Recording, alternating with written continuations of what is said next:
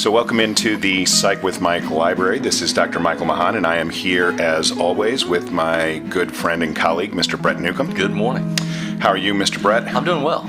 Well, that's good. I understand that in the not too distant future, you're going to be leaving us again.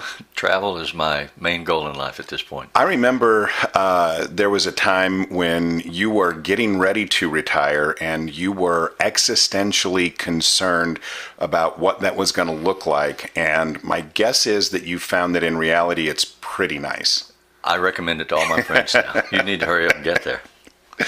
Oh, man. I can't even wrap my head around it. I don't even know what that would be like. And I hope that someday that I am secure enough to be able to engage in that and enjoy it as much as you do, because you certainly make it look like a lot of fun. I think security is a state of mind. And remember Viktor Frankl, if you can't change reality, you have to change the perception of reality. That's absolutely true.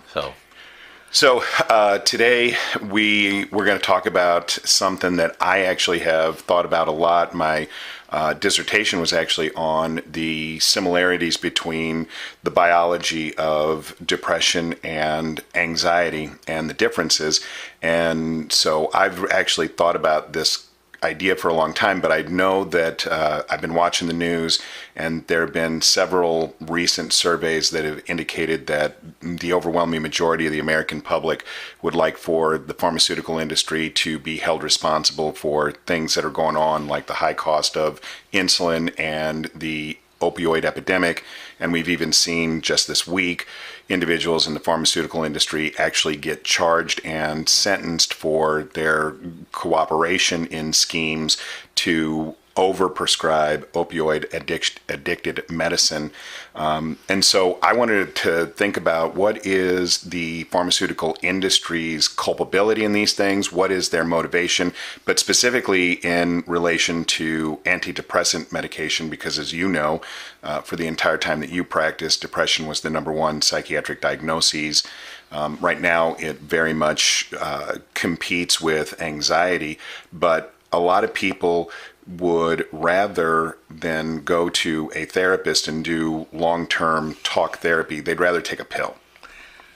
Well, yeah, if it's quicker and it's cheaper and it's simpler and they don't have to do any work, then that's a miracle cure. And one of the things that I am very aware of is that the pharmaceutical industries, it just makes sense that their motivation is to make money. Sure. And so any good business model says that if we're going to produce something, then we want the greatest return on our investment that we can possibly get. Well, I think pharmaceuticals and also insurance industries both say that they're all about taking care of you. All their advertising and marketing is about helping you have a better quality of life and helping take care of you and meet your needs and blah, blah, blah. And that's all BS. It's all about making money. I mean, that's why they're in the business, make money. The question then becomes, as a society, do we allow the pursuit of profit by these industries to be the driving force, or do we also factor in some socially appropriate behavior requirements? For instance, I saw a posting on Facebook this morning before I came out here, showed a woman at a pharmacy, and she was asking the pharmacist, what's the cost of that drug? And he said, bankruptcy.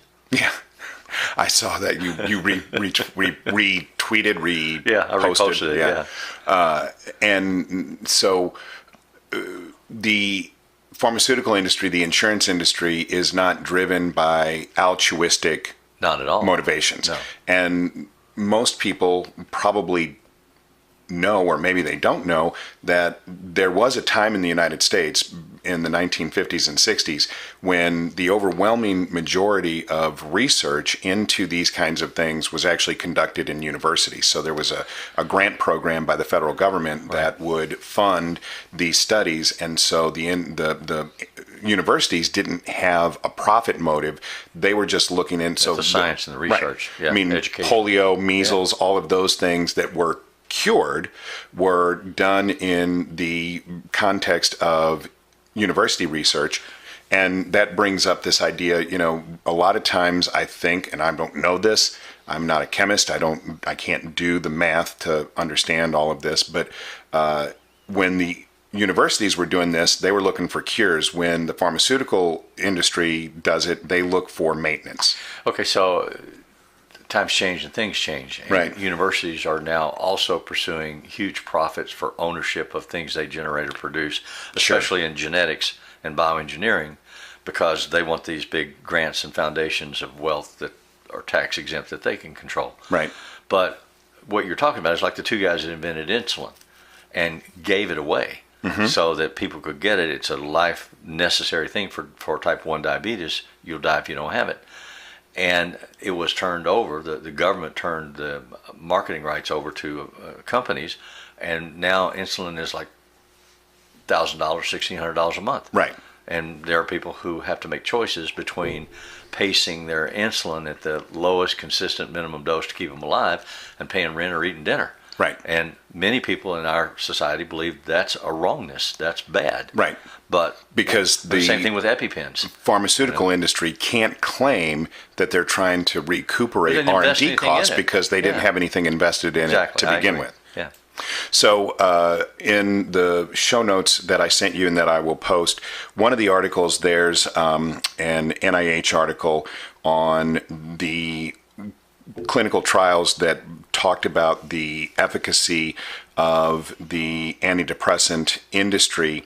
And one of the things that I have been very much aware of for a long time is that the clinical support for the efficacy of chemical antidepressants is very thin. Yeah. Partly because the definition of depression is interpretive, it's self-interpretive, it's subjective, not objective. So the studies that I've read talk about, okay, if you have mild depression or mild to moderate depression or strong depression, there's no real data to suggest that antidepressants are any more efficacious than counseling or time. That you go through rhythm cycles, your brain chemistry changes in 3 months, 4 months, and you come up out of it. It's like riding waves. Right. But for extreme and severe depression, then there is evidence that shows that these antidepressants help at a greater degree than double-blind testing placebos. Exactly. So the last article that's in the show notes was actually the first article that I ever read on this subject and is actually included in my dissertation.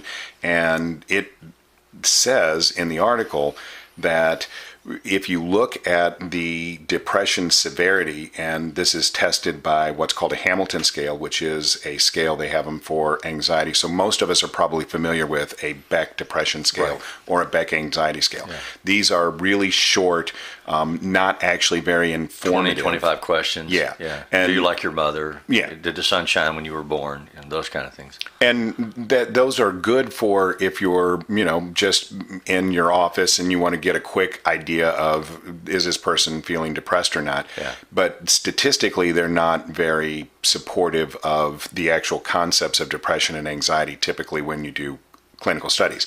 The Hamilton scales are actually very well vetted and are actually accepted as the gold standard in the United States as the best measures of these concepts. And so when they apply Hamilton ratings to individuals with depression, when you get up into a 30 rating, you're starting to look at suicidality.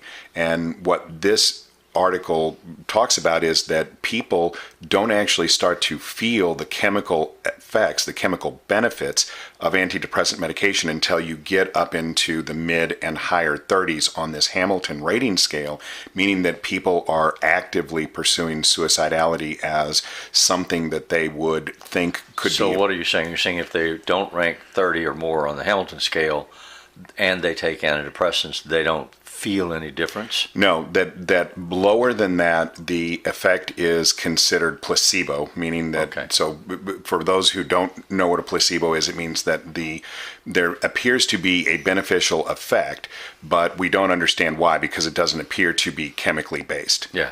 And so when you talk about the moderate depression, the antidepressants only work about as good as placebo. When you talk about just mild situational depressions, antidepressants actually do not work better than placebo.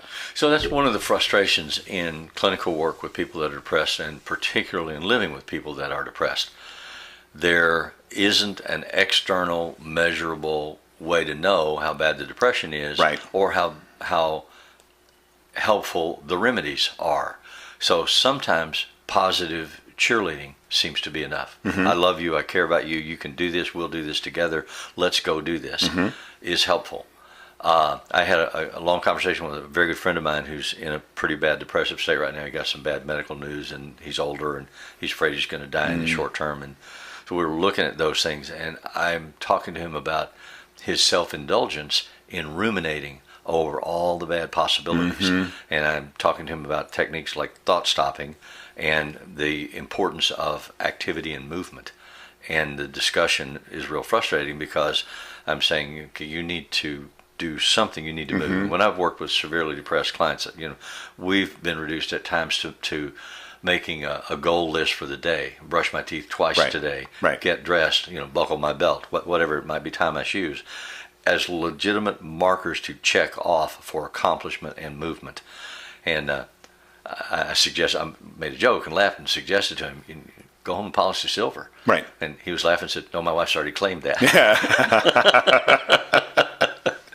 So, that kind of encouragement can make a difference. Absolutely. And can be positive, and you see some move, and you think, oh, well, we're making progress, and then the next week you see them and they're back down in the doldrums. Right. So it's really frustrating. Well, and that actually brings up a tangential point, but now that you talk about that, it brings it up in my mind. One of the really, really aggravating, frustrating things for me is that in every single, and if you don't believe me, and you have some psychotropic so psychotropic medication is any medication that has an effect on the brain. So if you have an antidepressant or an anti-anxiety medication somewhere in your home, go and check, because I guarantee you that this is there. There's a line in every single one of the inserts for every one of those medical packages that says that this medication is only to be used along with concomitant, that means at the same time, talk psychotherapy.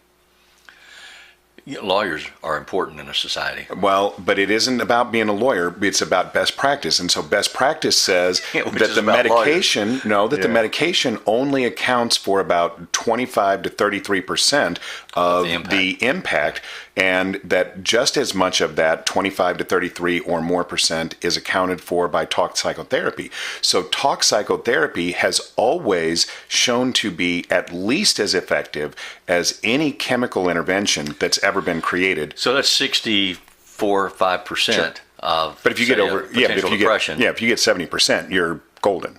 Well, I was going to say the other 30% comes from things like emotional support at home, meditation, positive thoughts, reframing.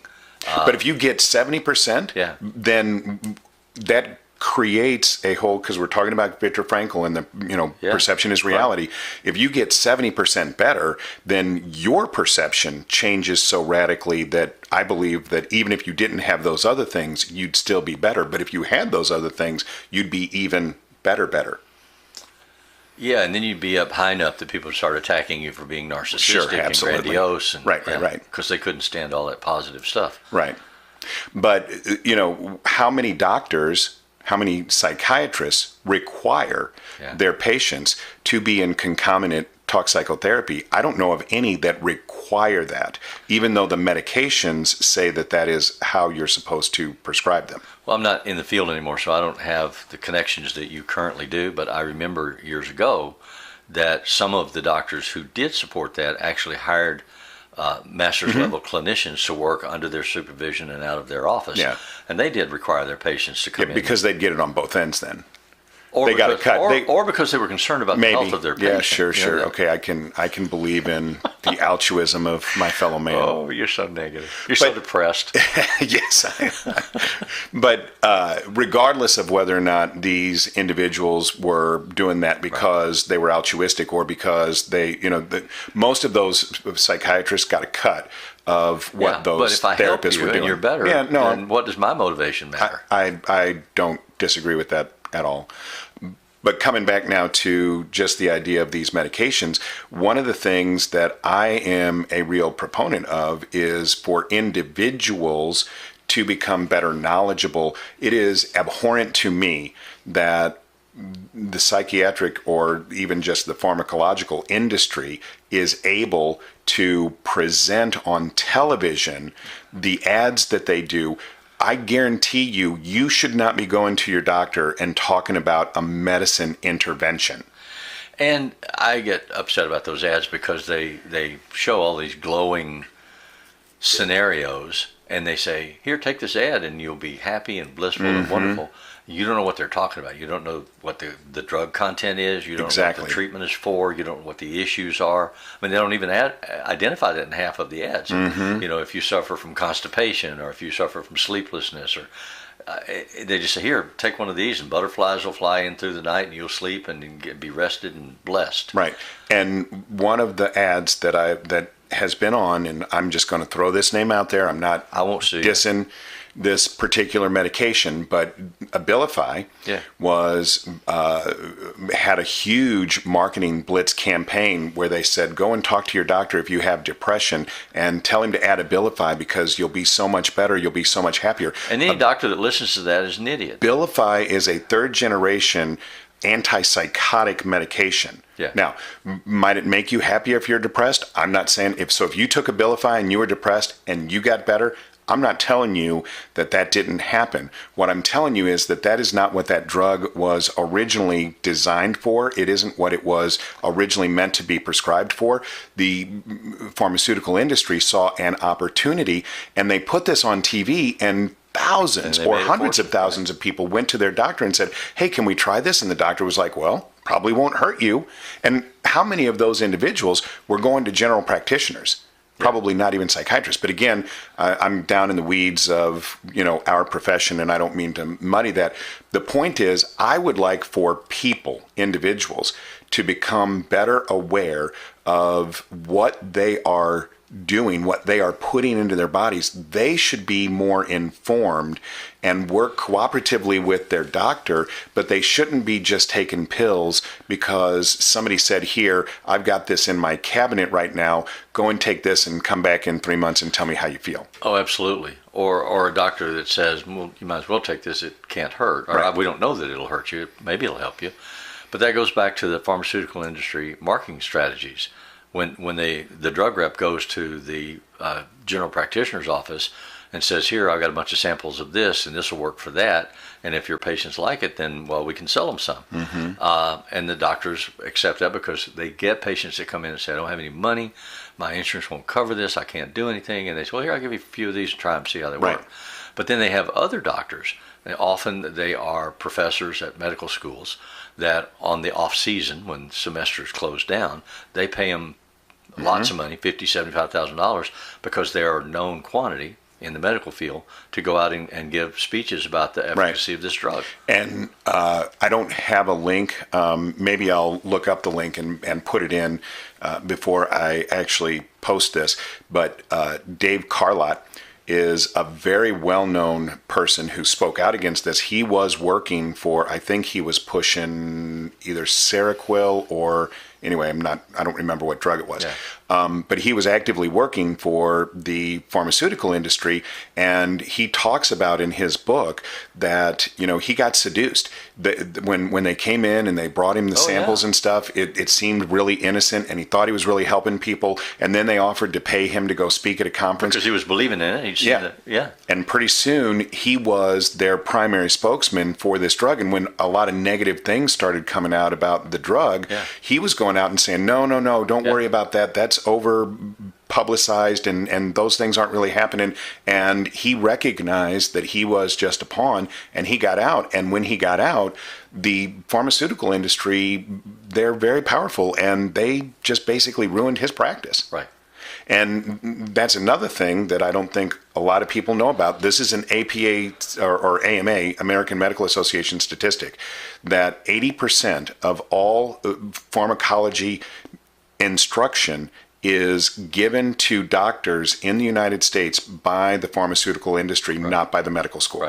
And the reason for that is because the medical schools know that this is all going to be obsolete by the time you get through your residency. Right. So they don't try and educate you on these things. They give you the basic understanding of pharmacology, but the actual knowledge about current drugs is all provided by the pharmaceutical industry. That's like leaving the, wolf in charge of the hen house. Yeah, absolutely. So there's a lot of things. So now I'm getting depressed. Do you have a pill I can take? Yeah, but it's not legal. Is that okay with you? That you have it, it's okay. I don't think I'll take it. Yeah. That's a joke. I don't have any illegal substances in my psych library. But and this is for another day, and I always say, we got to come back to this. Say that, yeah. But I really do want to do a show on psychedelics coming back. So if people don't know, the ghost of Timothy Leary lives. No, and Timothy Leary is the whole reason. And I will make this case. I know that why these damn hippies medications or drugs, however you want to think of them, got a bad name in the first place. But that will be obviously for another day. So if you actually somebody totally unrelated to you and not in the medical or psychological field at all, I just had this conversation with this week, who asked me, do I know anything about the history of psychedelics and the study and research into psychedelics and how it got truncated because of Timothy Leary? I mean, the word is getting out into the community at large. Well, and so I will just put the disclaimer, or not disclaimer, but just throw this out. Michael Pollan, Pollon, who is a writer and has done that was many, the name many my friend things. Used, yeah. And he wrote a book called How to Change Your Mind about this subject. And so if anybody has any kind of interest in it, I would certainly recommend that you go out and check the book out. And I think that you will find it really interesting. But we'll talk about that at some point in the future. And it's a good opportunity to remind people, if they're listening and they have interest in any of the things that we're talking about, they can reach us with their questions or their comments through our YouTube app or through the audio recordings apps that they listen to. Yep. So you can get us on YouTube. If you do get us on YouTube, again, always please like the Say videos. You like it, whether you did or not, yeah. And subscribe to the show, because that really helps us out. You can still always get us. Psychwithmike.com is where the podcast lives, and you can always get a hold of us through that as well. But all of the music that appears in Psych with Mike is written and performed by Mr. Benjamin DeClue, and I appreciate his contributions. And if it's Friday, it's Psych with Mike.